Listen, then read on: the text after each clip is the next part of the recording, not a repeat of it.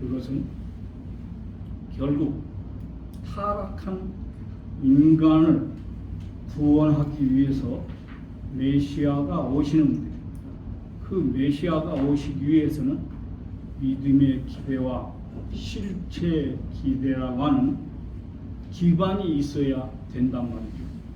그런데 그것이 나 개인으로부터 가정, 그리고 민족, 나아가서 국가, 세계, 그리고 영계와 육계, 천주까지 메시아가 오셔서 역사하실 수 있는 믿음의 기대와 실체의 기대를 만들어야 된단 말이죠.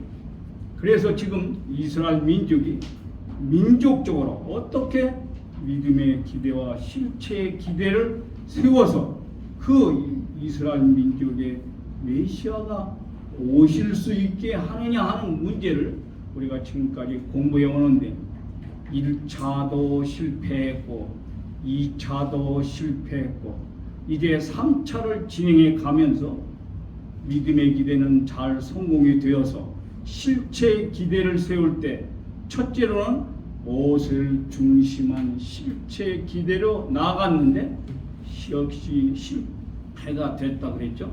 그래가지고 모세를 대신한 여호수아와 2세들이 지금 마지막 가나안 땅에 들어가게 되는 이 역사적인 노정이 오늘 공부하는 말씀입니다. 그래서 이제 오늘 훈독한 말씀은 그 마지막 이제 가나안 땅에 들어가기 전에 여리고 성을 함락하고 들어가야 됩니다. 그럴 때 어떻게 여리고 성을 함락하고 들어갔는가 하는 문제가 자세히 나오고 있습니다. 우리가 생각을 해보십시오. 지금 하늘편과 사탄편과 전쟁 역사란 말이죠. 즉 이미 가나안 땅에는 기존 많은 부족들이 지금 살고 있습니다. 거기를 지금 애굽에 종살이 갔던 이스라엘 민족이 민족적으로 지금 들어오고 있다고 말이죠. 그러니까 그 결국은 주민들이 차지하고 있는 그분들하고 싸워서 이기고 들어가지 않으면 안 된단 말이죠. 이것이 지금 섭리적으로 볼 때 귀한 역사적인 내용입니다. 그러면 결국 여리고성은 견고하다 그랬습니다. 또 그 거민 주민들은 아주 강하다 그랬습니다. 자리 잡고 버티고 있는데 어떻게 여호수아를 중심한 2세들이 지금 그 여리고성을 함락하고 갈 것인가 하는 문제라고 말이죠. 제가 오늘 아침 메시지에도 썼듯이 하늘의 싸움의 방법은 우리 인간들이 생각하는 것하고 전혀 다릅니다. 우리는 무기를 가지고 침공에 들어간다고 이렇게 생각할 수 있지만은 하늘은 그런 방법을 쓰지 않으셨습니다. 어떻게 대우를 편성을 해라, 그리고 어떻게 전쟁을 치러라 하는 문제가 우리가 생각할 때는 전혀 상상하지 못한 문제로 하늘은 계시해 주셨습니다. 그래서 그 내용이 여기 우리가 훈독을 했던 것입니다. 어떻게 했습니까? 맨 마지막인데 여호수아가 뭐라고 말하냐면, 자, 우리가 이제 지금 60만 명입니다. 장정만. 그럼 일반 모든 국민까지 전부 합하면 5인 가족이라고 해도 5, 6, 30.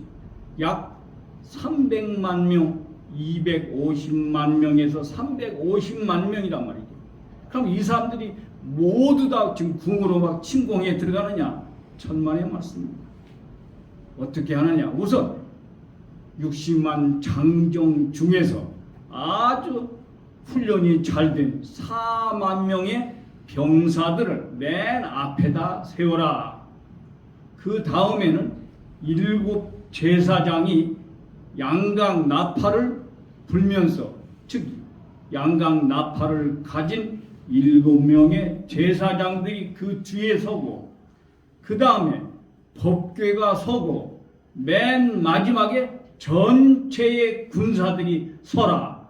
그래가지고 어떻게 하루에 한 바퀴씩 여리고성을 돌아라.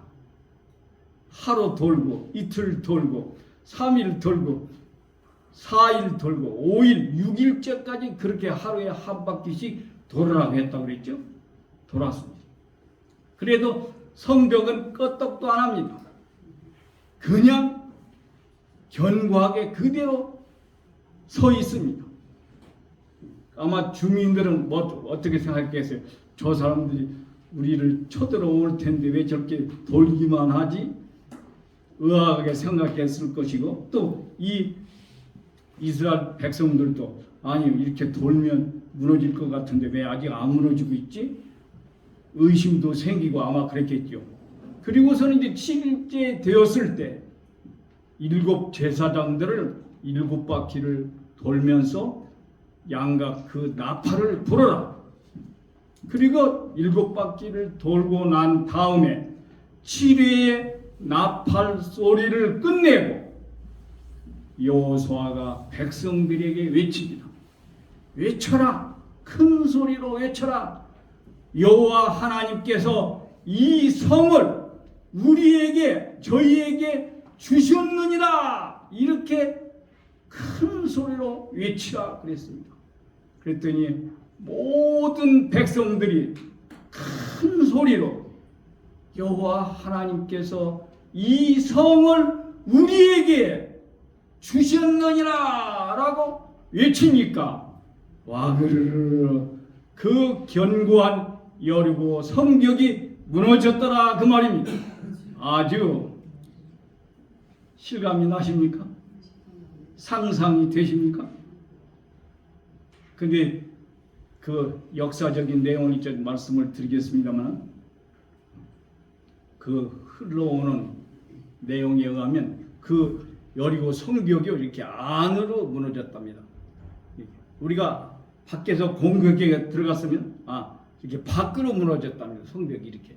만약에 침공에 들어갔으면 이렇게 안으로 무너질 것이잖아요. 그런데 밖으로 무너졌다. 그리고 여리고 성이 어떤 것인가, 우리 지리적인 것, 이런 전반적인 것을 우리가 마지막 잘 정리를 해 보겠습니다. 자, 보세요. 지금 1차 모세를 중심한 실체 기대는 실패했다고 했죠. 왜? 가데스 바네아에서 반석을 한 번 쳐서 샘물을 내어 먹여야 되는데 2번 쳐서 내어 먹었기 때문에 느보산에서 모세는 120세의 나이로 죽고 말았습니다. 그리고 이제 모세를 대신해서 지난 시간 말씀드린 대로 여호수아가 이제 백성들을 지도해 나갑니다. 그런데 어떻게 해요? 40일 사탄 분립 기대를 세워야 됩니다. 그것이 뭐냐면 이제 40일 정탐꾼을 12명을 보냈다고 했죠. 그 가운데 여호수아 갈렙이 돌아와서 믿음의 보고를 했습니다. 나머지 10명은 불신의 보고를 해서 불신의 보고를 따라서 되돌아가자고 했기 때문에 1차는 실패를 했는데, 이제 여호수아는 어떻게 했냐? 12명 중에서 2명의 믿음의 보고를 터전으로 해서 이번에는 여리고 성에 또 정탐을 보냅니다. 보낼 때 몇 명 보내느냐? 2명만 보냅니다. 2명의 믿음의 보고에 터전 위에서 이번에는 12명을 보낸 게 아니라 2명만을 보냈습니다. 그랬더니 2명이 갔다 와가지고 모두가 여호와 하나님이 우리 편입니다.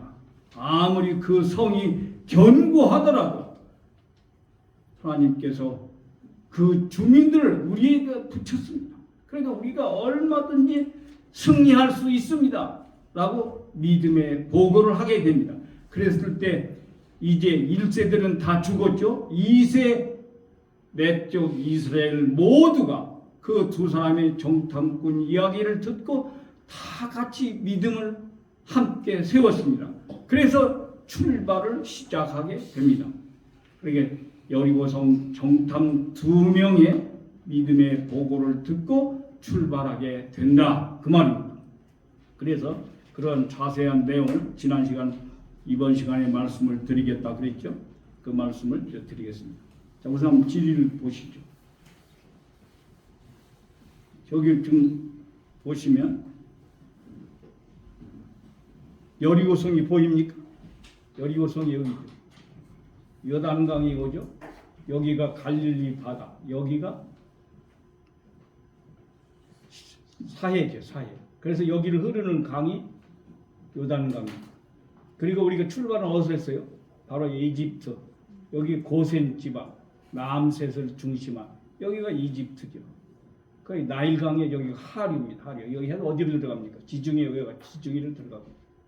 그래서 여기서 남셋을 출발해서 쑥끝까지 오는데 3일 걸렸고 쑥꽃을 오다 보니까 구름기둥과 불기둥이 인도에서 홍해를 맞이하게 되죠. 그래서 홍해를 모세가 지팡이로 가르고 넘어가죠. 넘어가서 마라까지 이르게 된 게 한 달 되지요. 2월 15일 날 여기 도착했죠. 그러니까 그동안 먹고 살았던 모든 곡식이나 동물들을 잡아먹었단 말이죠. 그래가지고 먹을 게 없게 됩니다. 그랬을 때 하나님께서는 뭘 주셨어요? 만나와 메추라기를 주셨다 그랬습니다. 즉 여기서부터 주시는 거거든요. 그래가지고 마라, 엘림을 거쳐서 바로 여기가 르비딤이죠.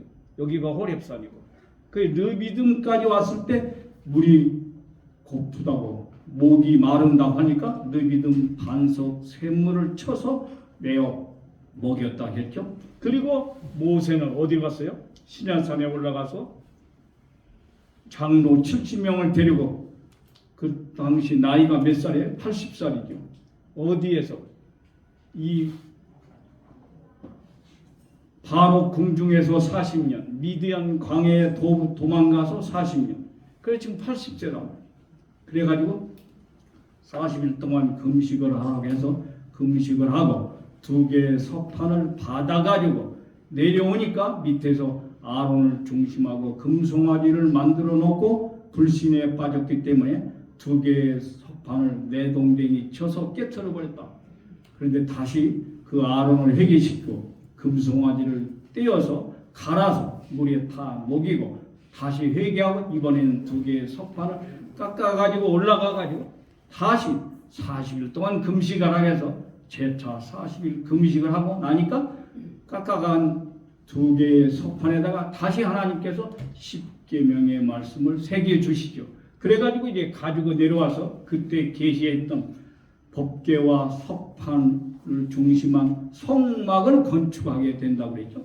그래서 여기서부터는 이제 성막을 중심한 섭리가 이루어지게 되는 것이죠. 시내산에서. 그래서 어디까지 갔습니까? 바로 가데스 바네아. 무슨 뜻이라겠습니까? 신성한 샘물이라고. 그게 오아시스 지역이라는 거죠. 여기까지 왔을 때 모세가 반석을 몇 번 쳤다고 했어요. 2번 쳐서 결국 그리스도의 사탄이 침범할 수 있는 조건을 만들었기 때문에 섭리적으로 실패한 인물이 된다고 그랬죠. 그래서 40일 가나안 정탐을 보낸 것을 불신했기 때문에 여기서 얼마 동안 40년 동안 도리고 비치면서 마지막 3차 로종을 준비한 토대 위에서 모세를 중심한 실책이 되는 실패하고 이제 여호수아를 중심하고 출발해서 지금 가는 거다 그 말이에요. 그래서 어디까지요? 바로 여기서 바로 우리가 여리고에 지금 정탐을 보내서 그 사람들이 갔다 와서 마침 정탐꾼이잖아요. 몰래 들어갔단 말이에요. 그래가지고 어디 보니까 나합이라고 하는 사람의 기생집이 있었어요. 거기에 들어가서 잘 그 기생이 숨겨줬어요. 다락에 숨겨줘가지고 나중에 정탐꾼이 왔지 않았느냐 군사들이 와서 찾았지만은 잘 보호해 줄서 무사히 통과하게 됩니다. 그러면서 앞으로 당신들이 들어올 때 우리를 살려달라. 그럼 좋다. 빨간 밧줄을 이렇게 매놔라. 그러면 우리가 당신 집인 줄 알고 우리들이 당신을 살려주겠다. 그렇게 약속을 하고 이따 보겠으면 빨간 밧줄을 타고 나중에 또 내려오기도 하죠. 그래서 무사히 돌아와서 그렇게 믿음의 보고를 했던 것이거든요. 그래가지고 지금 출발해서 가는데 앞에 노정국에 다 설명드렸죠. 이제 여호사를 중심하고 법궤가 요단강까지 가는데 3일 노정, 그리고 법궤 세 번째가 이제 법궤가 요단강에 되니까 강물이 말라버렸다. 육지같이 됐다. 그래서 홍해를 가른 것처럼 건너가게 되죠. 그리고 12지파 장들이 섰던 곳에서 돌을 하나씩 빼내서 12개의 돌을 어디에다 세웠다겠어요? 길갈이라고 하는 지역에다가 세웠습니다. 저 바로 여리고 바로 옆인데요. 길갈이. 여기는 표시가 안 되고요. 여기쯤 됩니다. 그래서 길갈은 동편이라겠습니다. 동편 쪽, 여리고 저 동편 쪽에 바로 12돌을 세웠다는 걸 지난 시간까지 말씀을 드렸죠. 그래가지고 이제 연결해서 말씀을 드리기 위해서 여리고 정탐 2명의 믿음의 보고 터전 위에서 출발을 시작해서 이제 어디까지 왔느냐? 바로 여리고성까지 오게 됐단 말이죠. 그랬을 때 어떻게 했다고요?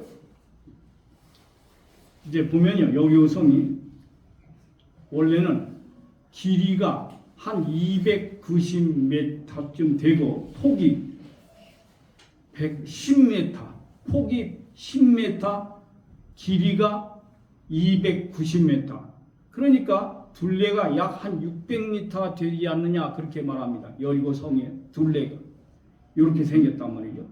그런데 여리고가요, 고대 여리고가 있고 그게 바로 구약의 여리고죠. 신약의 여리고가 또 있고 현대 여리고가 있습니다. 구약의 여리고, 거기가 바로 여기입니다. 모세가 여호사를 중심하고 함락해 들어갔던 이곳이죠. 신약의 여리고는 한번 봅시다. 이렇게 생겼습니다. 아주 기름진 곳입니다. 제가 이렇게 봤는데 얼마나 아주 오아시스거든요. 그래서 신약의 여리고는 아마 잘 아시는 그 뽕나무에 올라간 사람 누구예요? 삭개오. 근데 실제는 뽕나무가 아니고 돌 감람나무랍니다. 그래서 이렇게 아주 기름진 곳이란 말이죠. 여기서. 그래서 여기가 바로 신여리고, 신약의 여리고라고 하는 곳입니다. 지금 얘기는 바로 구약의 여리고입니다. 그런데 여리고 땅을 보면요, 원래 예루살렘은 아주 고지대입니다. 해발 780m고 여리고는 저지대입니다. 마이너스 110m. 그러니까 예루살렘하고 바로 저지대 여리고하고 보면 높이는 한 1000여 미터 차이가 난다는 거죠. 그렇게 낮은 지역이고, 그리고 낮은 지역이기 때문에 거기서 달을 바라보면 그렇게 아름답답니다. 우리 초평에서도요, 아마 천승대에 올라가서 달을 바라보면 얼마나 아름다운지 모릅니다. 여기가 바로 구약의 예리고요. 이렇게 지금 흔적이 지금 남아 있다는 거죠.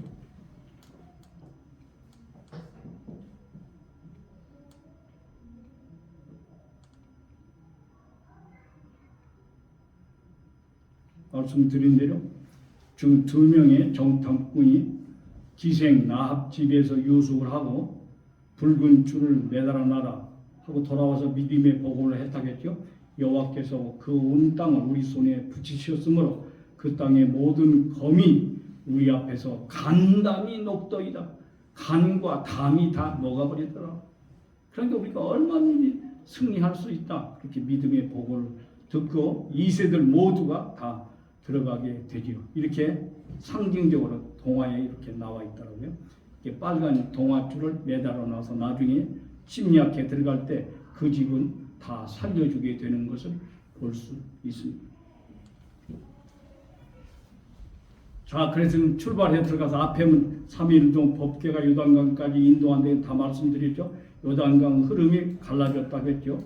자, 그리고 12돌을 세웠다는 것까지 말씀을 드렸죠. 자, 이제부터 드리는 말씀이 바로 정월 14일 6월절을 지키고, 그러니까 13일이 6월절이었다는 말씀이죠. 굳게 닫힌 여리고 성벽을 향해서 진군을 합니다.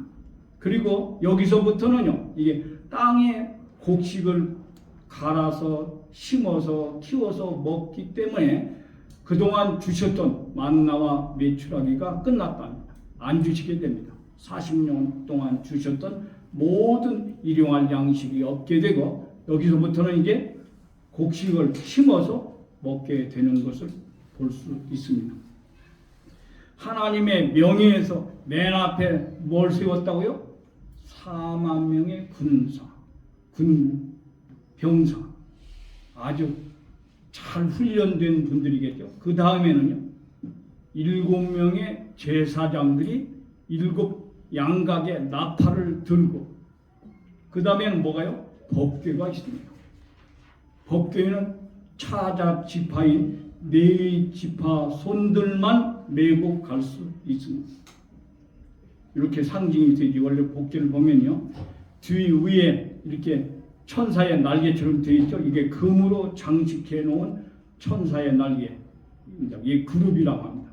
그리고 양쪽에 이게 대를 박아가지고 메고 가는 거죠. 2 사람이요, 이렇게 양쪽에 메고 갑니다. 그리고 맨 뒤에는 전체 군사들이 섰다고 그랬어요. 그래서 어떻게 해요? 6일 동안 하루에 한 바퀴씩 돌고, 7일째 되는 날 7번 누구가 제사장들만 돌지. 그리고 7번의 나팔 소리를 끝내고 마지막 뭐라고요? 이게 외치는 내용입니다. 뭐라고 외쳐요? 여호와 하나님께서 이 성을 저희에게 주셨느라. 그러면 뭡니까? 자기들에게 줬다 그 말이죠. 그렇게 외쳐했을 때 모든 백성들이 한 목소리로 같이 똑같이 외쳤답니다. 큰 소리로. 아이고, 이렇게 한다고 무너지겠어? 나는 안 외칠래. 나는 안 할래. 그렇게 빠지지 않고 온 백성들이 순종 굴복을 했다는 말씀이죠. 여호와 지도자의 말씀에. 그리고 여기 보세요. 4만 명의 군사를 세우고 그 다음에 제사장들, 아주 하늘편 목사님들이 선 거죠. 그 다음에 법궤, 말씀, 진리의 말씀, 하늘의 말씀을 중심하고 하늘의 법도로 점령에 들어간 것이지, 전쟁을 한 것이지, 뭐 실제적인 어떤 싸움의 전쟁을 한 것이 아닌 것임을 알 수 있어요. 이렇게 해서 다 무너뜨리게 됐다 그 말입니다. 이 말은 바로 뭐냐? 무너진 성벽을 다시 쌓아서는 아니 된다. 그래서 여호수아 6장 26절에 보면 이 여리고 성을 누구든지 일어나서 건축하는 자는 여호와 앞에서 저주를 받을 것이라. 그 기초를 쌓을 때 장자를 잃을 것이요 문을 세울 때 계자를 잃으리라. 즉 다시 성을 건축하지 말라고 하게 되는 것을 보게 되거든요. 그리고 나서는 어떻게 하냐? 이제 여리고 성을 함락하고 들어가서 베드론 싸움에서 19명의 왕들을 쳐부숩니다. 그리고 멸음 격전에서 12명의 왕을 쳐부숩니다. 그러니까 도합 몇 명입니까? 31명의 왕들을 완전히 전멸시키고 백성을 포섭해가지고 마침내 가나안 땅에 들어가게 되는 것입니다. 이것은 바로 앞으로 만왕의 왕 되신 예수님께서 이 땅에 오시면 지상에 있는 모든 왕들을 다 포섭해가지고 통일된 지상 천국을 건설하실 것을 여실히 보여주고 있는 것임을 알 수 있습니다. 자, 그러면 도착했으면 메시아가 오셔야 됩니까? 안 오셔야 됩니까? 오셔야 됩니다. 그런데 메시아가 그 당시에 오시지 않으셨습니다. 왜 그러냐면 잘 보십시오. 들어간 그 2세들이 또다시 불신에 빠지게 됩니다. 즉 거기 이미 기존 세력들이 살고 있잖아요. 그 사람들하고 결혼하면 안 됩니다. 이스라엘 민족끼리 결혼해야 됩니다. 2세는 2세들끼리 결혼해야 됩니다. 그런데 보니까 세상의 일세, 세상 사람들이 자리 잡고 있단 말이죠. 명예와 권세와 또 많은 물질을 갖고 있으니까 그들하고 같이 결혼하고 전통적인 메시아의 사상을 잃어버리고 살게 됐단 말이죠. 이것이 정말 너무나 안타까운 일입니다.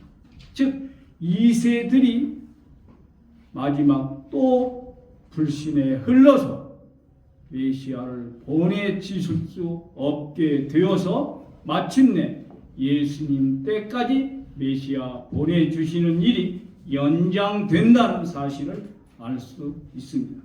이렇게 해서 모세령은 비극적으로 매듭을 짓게 되는 것을 알게 됩니다. 이 자세한 내용이 다 그렇게 들어 있습니다. 성질을 다시 연장을 거듭해서 예수님 때까지 원리에서는 밀려나왔던 것이다. 그렇게 표현하고 있습니다. 참으로 놀라운 사실. 들어갔는데 2세들이 또 불신했다. 그리고 하늘의 말씀대로 살지 못했습니다. 그래서 다음 시간부터는 그럼 이스라엘 민족이 어떤 과정을 통해서 사사시대를 어떻게 보내게 되고 그리고 사울왕을 세울 때까지 다윗 솔로몬왕을 세우고 그렇게 하고 그런 또 바벨론의 포로로 갔다 돌아오고 하는 그런 이스라엘 민족의 여정을 거쳐서 나중에 이제 예수 그리스도가 탄생할 때까지 메시아 강림 준비시대 400년 때까지 쭉 앞으로 공부하고 그 터전위에서 예수님에 대한 문제를 우리가 알아보려고 합니다. 자, 그럼 결론 말씀 드리겠습니다. 말씀드린 대로 하늘의 공격법하고 인간의 공격법은 다릅니다. 즉 하늘의 공격법은 하늘을 중심한 영을 중심한 진리를 중심한 하늘 말씀을 중심한 공격이다 하는 사실을 알 수 있습니다. 또 하늘의 공격도요 그냥 아무렇게나 하면 안 됩니다. 거기도 전략 전술을 잘 세워서 하지 않으면 안 됩니다. 보십시오. 맨 앞에 4만 병사를 세우라고 했잖아요. 또 7 제사장들이 또 나팔을 불면서 또 그 다음에 세 번째 법궤를 맨 마지막 전체 군사 이렇게 대오를 편성해서 내가 이것을 맡고 내가 이것을 맡고 이것을 맡고 이렇게 다 분담을 해서 대오를 편성해서 마침내 여호와의 말씀대로 순종해서 여리고성에 함락되는 것을 알 수 있다고 말이죠. 그리고 마지막으로 뭐래요? 큰 소리로 외치라고 했어요. 그건 뭡니까? 함성이잖아요. 이것은 일치, 통일을 말하는 거죠. 한 마음으로 일치가 됐다는 거죠. 지도자를 중심하고 하늘의 말씀을 그대로 지켜서 나아갔구나 하는 것을 알 수 있습니다. 오늘 우리 지금 천심원 기도를 어떻게 하라고 해요? 큰 소리로 하고. 왜요? 그렇게 적을 상대해 나갈 때 어떻게 하면 적을 정말 정리하느냐, 일치된 우리의 심령을 표현하는 것이죠. 그래서 우리의 진심을 담아서 그런 의미죠. 큰 소리로 하라는 말씀은 하늘이 우리와 함께 하신다는 믿음을 갖고 그렇게 큰 소리로 외쳤습니다. 그러니까 드디어 무너졌다. 그래서 이것은 외란에 의해서 망한 것보다 내란에 의해서 망했다. 즉 안으로 이렇게 무너진 걸 보면 안에서 분란이 일어나서 망한 것이다. 그렇게도 성서학자들이 해석을 하기도 합니다. 그리고 아까 말씀드린 대로 베드로는 싸움에서 19명의 왕, 멸 격전에서 12명의 왕을 31명을 다 멸했다. 그것은 만왕의 왕께서 지상의 모든 왕 중에 왕이시니까 그들을 섬멸한다. 그들을 다 포섭한다. 그들을 다 자연 굴복시키신다 하는 말씀인 것을 알 수 있죠. 우리가 앞으로 지상 천국은 어떻게 이룹니까? 190 4개의 나라에 우리가 선교가 나가 있습니다. 그런데 지금 약 220개가 넘는 국가가 이 땅에 존재한다고 합니다. 그 나라 수상이든지 대통령이든지 왕이든지 다 있겠죠. 그들 모두를 참 부모님을 중심하고 자연 굴복시키는 여정이 남아있다라고 하는 것을 우리에게 보여주고 있는 것입니다. 또 하나는 가나안 땅에 지금 이세가 어디서 태어났습니까? 가나안 노정에서 태어났어요. 가나안 기간 동안 1세들은 애굽에서 출발했는데 불뱀이 나와서 다 물어 죽였다가 되네. 그리고 살아남은 그 2세들도 가나안 땅에 도착해서는 또 다시 불신에 그렇다. 이건 너무너무 안타까운 일입니다. 오늘 우리 축복을 받은 축복 가정도 잘못하면 불신에 흐를 수 있고 2세, 3세들 지금은 믿음이 좋다고 하지만 언제 또 우리 속에 사탄적인 세력이 들어와서 불신에 흐를 수 있다라고 하는 것을 항상 생각해야 되겠습니다. 우리는 2세이니까 우리는 뭐 열심히 뜻을 위해서 수고한 공적이 있으니까 우리는 이런 목회를 했으니까 이런 책임을 했으니까 이런 책임자를 했으니까 협회장을 했으니까 아닙니다. 언제 우리가 또 불신에 흐를지 모른다고 하는 말씀을 항상 깨우침으로 갖고 있지 않으면 안 되겠구나.